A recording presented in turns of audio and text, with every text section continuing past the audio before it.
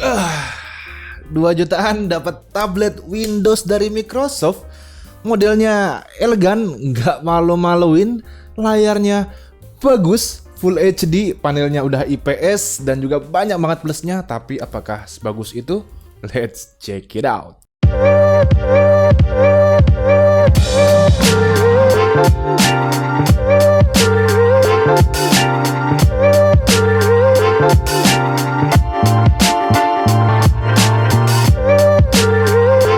Yang lo lihat saat ini adalah Microsoft Surface 3 yang rilis pada tahun 2015. Dan sedikit cerita, sebelum gua beli tablet ini, gua ada iPad 2017 ya buat ketik-ketik dan juga olah data. Tapi saat udah masuk ke olah data, gua merasa kesulitan untuk menggunakan iPad untuk olah data. Sebenarnya dasar banget sih permasalahannya. Saat gua hubungkan iPad gua pakai mouse itu, pointernya itu malah lingkaran kan.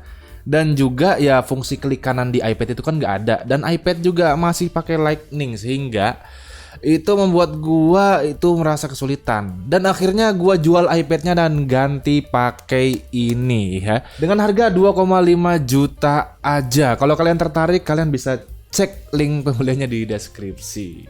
Tapi seperti biasa, sebelum lanjut videonya jangan lupa support dulu Gonam Tech dengan cara apa? Dengan cara subscribe dan nyalakan loncengnya biar kalian gak ketinggalan upload terbaru dari Gonam Tech. Dan bagi kalian yang belum follow kami di Instagram, boleh follow kami @gonamtech. Oke, lanjut.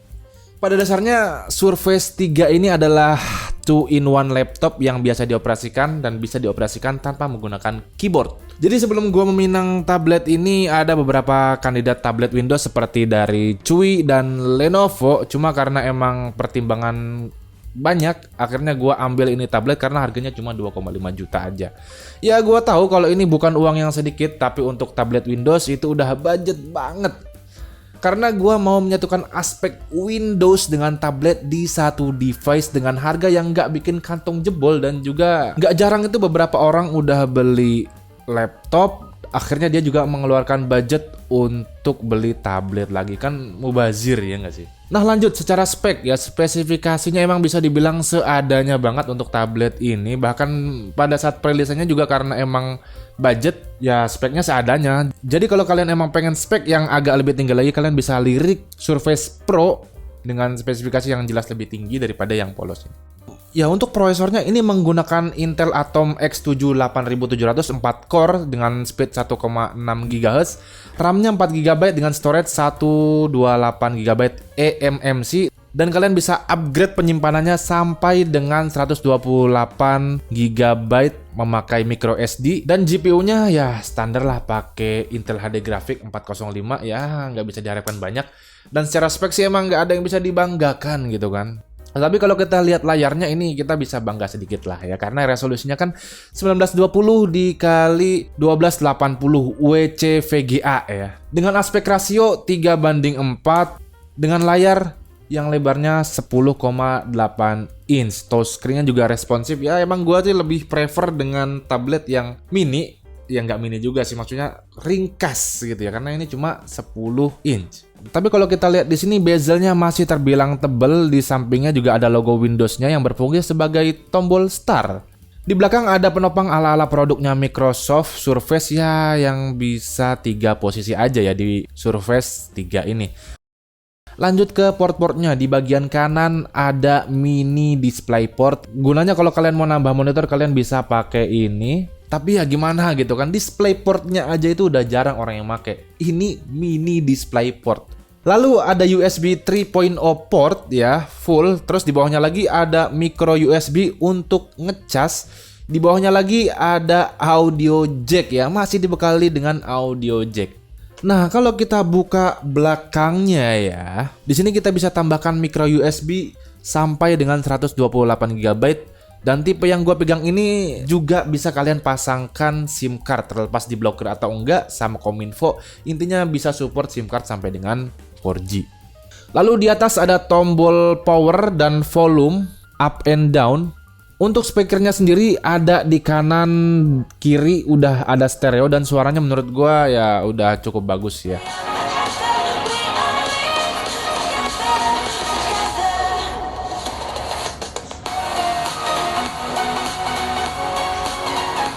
Lanjut ke kamera, di depan dibekali kamera 3,5 megapiksel dan di belakang 8 megapiksel yang masih bisa merekam video sampai dengan 1080p. Ya, ini pengetesan video dengan resolusi 1080p di kamera depannya yang cuma 3,5 megapiksel dan juga ini gue ganti ke kamera belakang. Ini kamera belakangnya 8 megapiksel. Wow. Seperti ini ya. Dan seperti ini. 8 megapiksel emang cukup bagus ya, apalagi kalau ini nanti kalian gunakan untuk Zoom meeting akan sangat membantu sekali. Kameranya juga memadai, nggak sejelek kamera-kamera dari laptop yang murah gitu kan. Ya cukup lah. Untuk bobot dari tablet ini sekitar 620 gram saja tanpa aksesoris apa-apa. Secara teknis udah sampai sini aja ya. Selengkapnya bisa kalian lihat website ya, ada di deskripsi, kalian cek aja sendiri kalau pengen lebih in-depth. Ini tablet menurut gua estetik banget. Orang yang pertama kali lihat tablet ini pasti bilang, "Wih, tablet kece nih. Keren, mewah." Mereka nggak tahu aja berapa harganya. Karena udah menggunakan OS Windows 10 full, maka tablet ini juga beroperasi layaknya PC atau laptop pada umumnya. Walaupun secara performa bisa gue bilang lemot ya.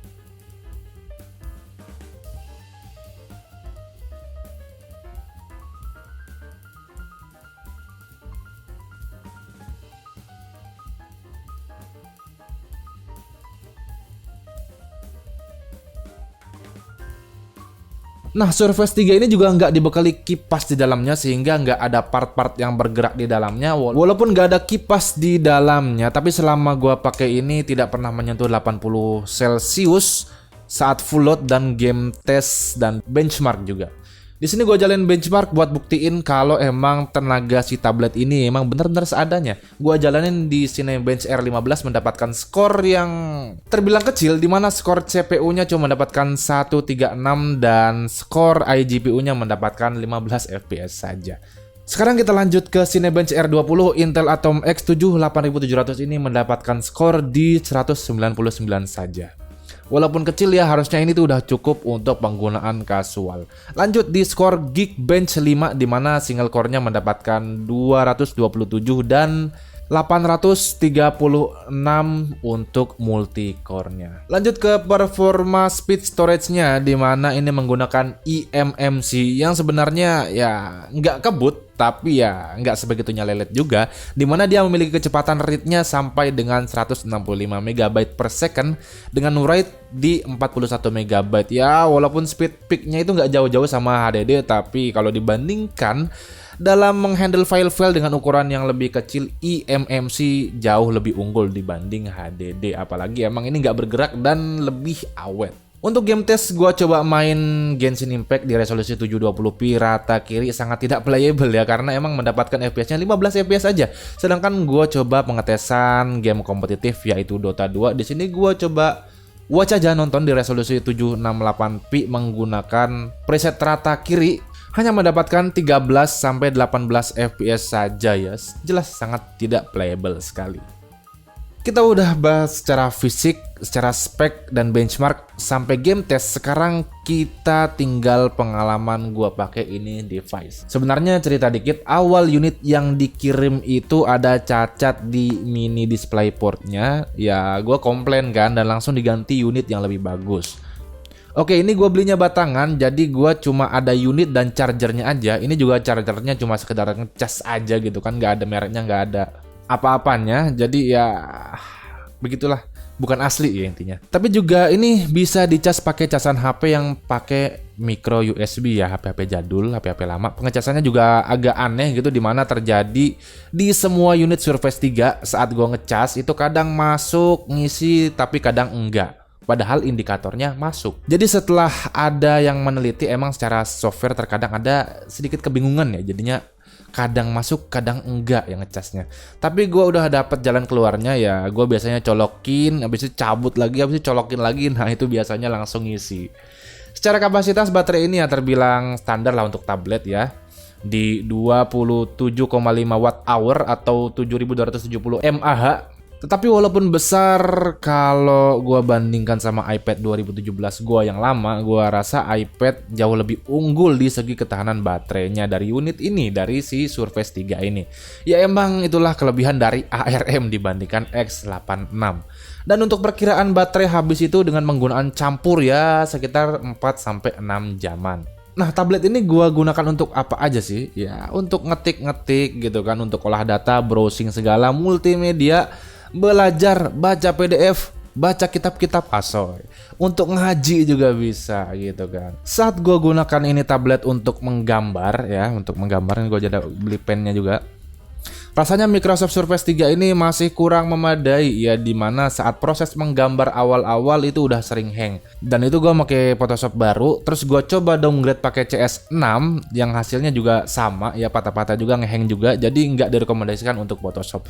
Walaupun pada awalnya gue berharap ini tuh kuat buat Photoshop dan ternyata emang nggak bisa ya, tapi ya udahlah. Hal yang nggak gue suka dari tablet ini, dari Microsoft Surface 3 ya. Yang pertama itu kadang saat gua matikan, abis itu nyalain lagi, ini tablet ini booting.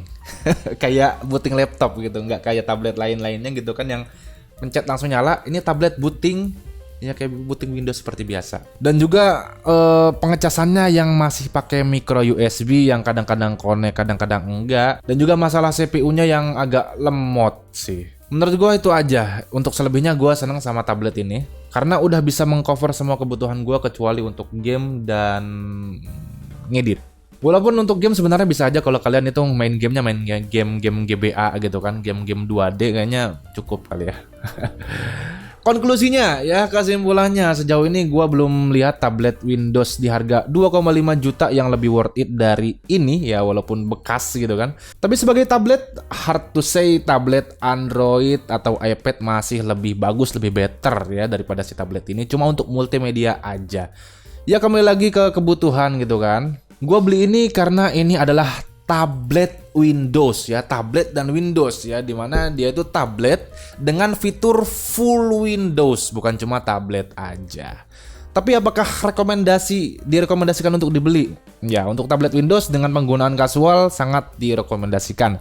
Bisa gantikan peran laptop juga, buat nulis skripsi juga bisa gitu kan. Skrip ini juga tentang tablet ini, gua nulisnya di tablet ini ya. Skrip bukan skripsi, skrip.